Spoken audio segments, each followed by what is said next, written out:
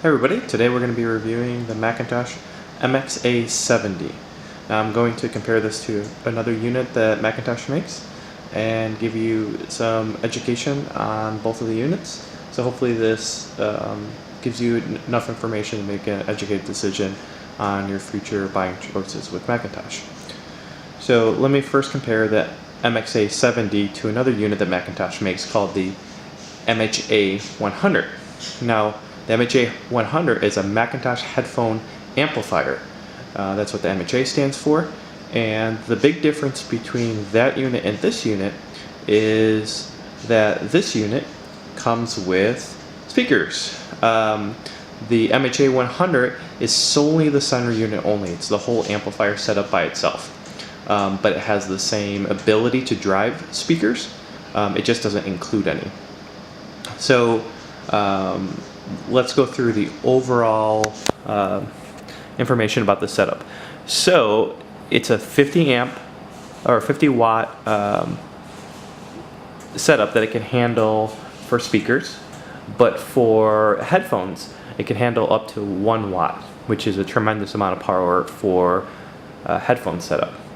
It's got an autoformer on the top of the unit, and the autoformer, much like other Macintosh setups, is set up to dial in specifically the impedance of whatever you're trying to drive. So for this setup, for headphones, you have 150 to 600 ohm range, of 40 to 150, and of 8 to 40.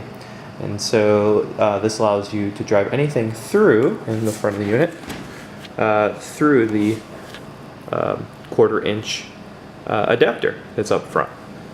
And Macintosh includes if you buy their headphones with 1/4 inch or 1/8 inch, depending on what you're using.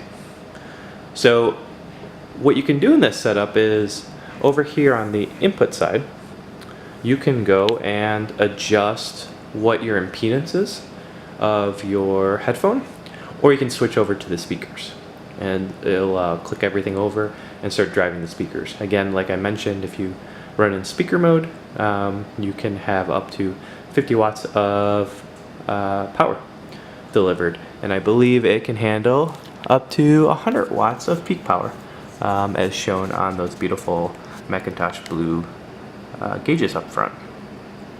So on the right side, what you will see is the ability to set up custom profiles, and that's also your volume knob.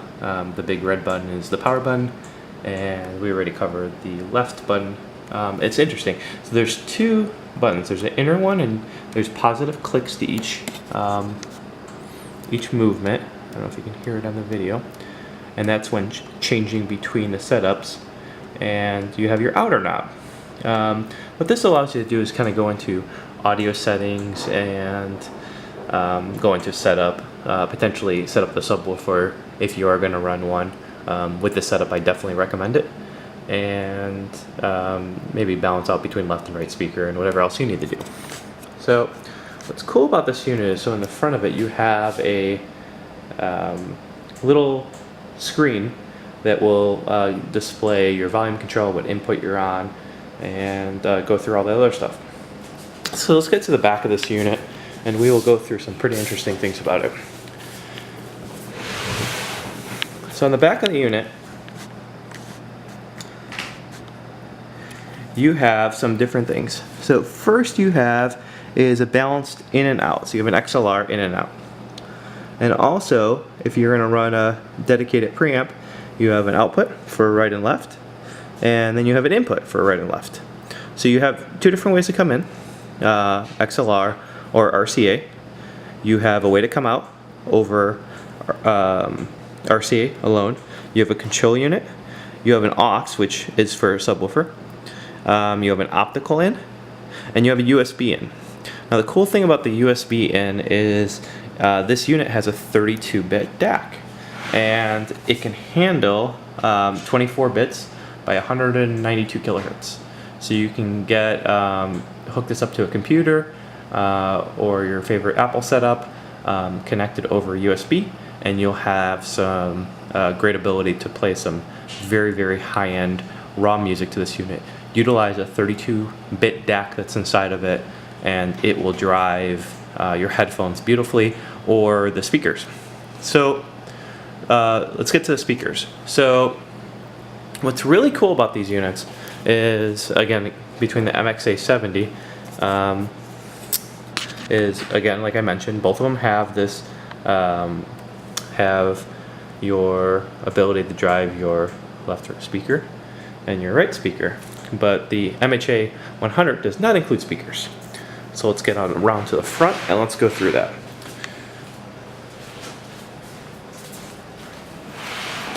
So with the MXA70, you get these beautiful Macintosh speakers, and these guys are tiny in comparison to my hand. They are very small. It's a kind of a pushed setup for the grill setup, and you have a very small woofer and a tweeter. So it's a two-way setup. Now I'm going to be honest. I have a lot of high-end audio. I'm always testing different things. My current setup, I have some X's, Martin Logan some X's. You probably see Bauer & Wilkins in there. In the other room I have Sonus Fabers. I have diamond speakers from Bauer & Wilkins. I play around with a little bit of everything, and I can tell you, these speakers blew me away. They don't look like much at all, but wow, they're incredible. Now the interesting thing about them is they're extremely near field. So what that means is this setup is mind-blowing if you're going to have it where you're within touching distance of the unit. The disbursement of these woofers and tweeter is amazing. It'll image better than almost anything out there. If you get further than that, if you start getting 5 feet back, 6 feet back, 8 feet back, you lose all the ability why you would run this setup, because they disperse so far as a near field setup that you would just be better off buying different speakers. So that's what I did for a while. I ran these when I had it on a desktop setup, and they were mind-blowing. And when I decided that I wanted something further for my bedroom setup so I could listen to it in bed, I went with some originally Bauer & Wilkins, and then some Sonus Faber bookshelves, and just a much better setup. But wow, the Macintosh amp drives any speaker incredibly. I highly recommend this unit. It's if you're listening to headphones, you're not going to find a better headphone amplifier out there. Just, that's a hard stop question or answer. If you're going to drive speakers and headphones, it's a great unit. 50 watts is an incredible amount of power. You'd be blown away by when people think that they need 100 watts, 200, 300 watts. Go and watch videos of Macintosh setups driving even big speakers, and you'll realize that dynamically they might use 40, 50 watts of power, but normally you're going to use 4 or 5 watts of power. And this unit is more than capable of driving almost any bookshelf out there. It is set up as an 8-ohm setup on the back of it, so be aware of that. You can run a 4-ohm setup, no problem, but if you start getting below that, I would definitely be cautious. There's nothing but great things I can say about this unit. It's not only aesthetically pleasing, it's just a beautiful setup to look at. When the grills are on, it kind of disappears into the room. It sounds great. The only thing I will recommend to anybody that purchases this unit is please run it on a subwoofer. You can go into the setup and tell it, hey, I'm running a subwoofer, and it will tweak everything out, balance it, get it all ready, and set up the crossovers, and it sounds incredible. If you don't, and you try to run these tiny little woofers on a full range setup, it's going to get a little muddy if you're trying to play anything with a lot of low-end frequencies. But as soon as you integrate a subwoofer setup, they sound incredible. And again, if you're going to be going headphone only, then you probably just want to go with the MHA100. It's identical to this thing, just different numbering out the front of it. The glass is different. That's the only thing. They just use different They just say MHA100 and different words here. Outside that, it's identical. And then up here also some words. And you don't get the speakers. If you're going to be wanting a near field setup, the extra, I think $1,500 that they charge for this versus the other setup, these speakers are more than worth $1,500. They're beautiful. They're in piano black.